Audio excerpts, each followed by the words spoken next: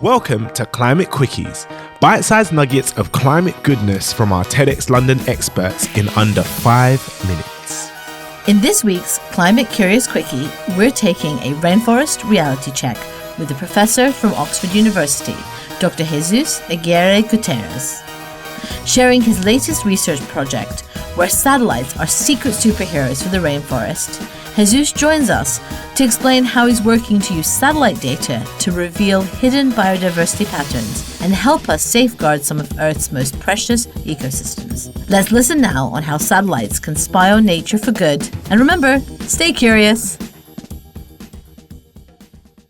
So, you work with satellites to help map biodiversity. Can you tell us a bit more about that? Tell us a bit about your work here at Oxford and your work today. I think one of the approaches to actually trying to understand how biodiversity is responding to a stressor like climate change or land use change is using satellite data. Right.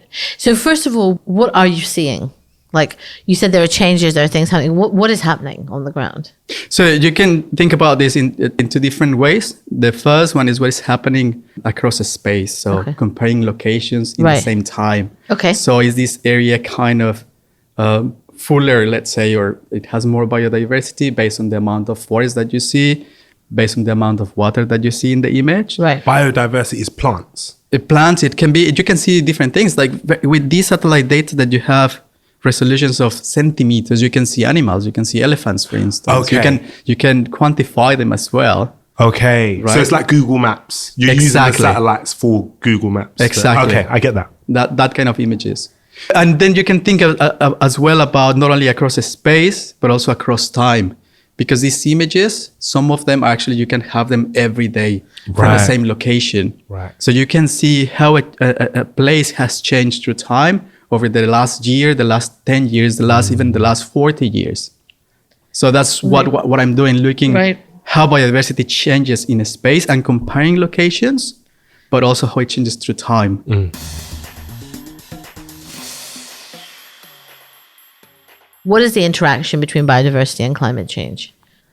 I think one of the main links in here when you think about climate change is CO2 emissions. Okay. And most people are worried about our CO2 emissions because that have an impact in the rise of temperature. Yep. And if you think about basically who are the main individuals that contain those CO2 emissions or that carbon is trees. They are one of the main ones, right? Okay. The ocean as well. Yep. So if you're able to quantify how many trees, how much what we call biomass you have in an area, then you can think about how much they are absorbing the carbon that we are putting out in the atmosphere. And that's why it is very important to be able to quantify these. Right. How much data do you have? How far back can you go? How far back can you see? I think one of the main satellites that has been going around is what they call the Landsat is the name. Yeah. It's a family of satellites. Okay. And they go back to about, I think, the 70s, 80s. So basically you can have very good data over the past 40 years. Wow. And then you can see how much forest we have lost, how much forest we have actually recovered as well. If it actually is being lost in one area, but it's recovering in another area. So you can see the impacts that we are having on this vegetation. And then again, you can start thinking about quantifying how much carbon, let's say, we have lost to some extent to the atmosphere and how much and where we are actually putting it down into the ground. Right, because when you destroy these rainforests, they release the carbon that they they're would storing. release the carbon. So what we are trying to do in here is to bring more tools for this decision making about which species to plant where in case reforestation is needed. Okay. So what kind of characteristics those species that you are going to select would have to actually have an opportunity as well to survive. To grow and Right. Because a lot of the ones that are being used then just basically die after, 1 year or 2 years. Right. So I think that would be kind of the most direct application.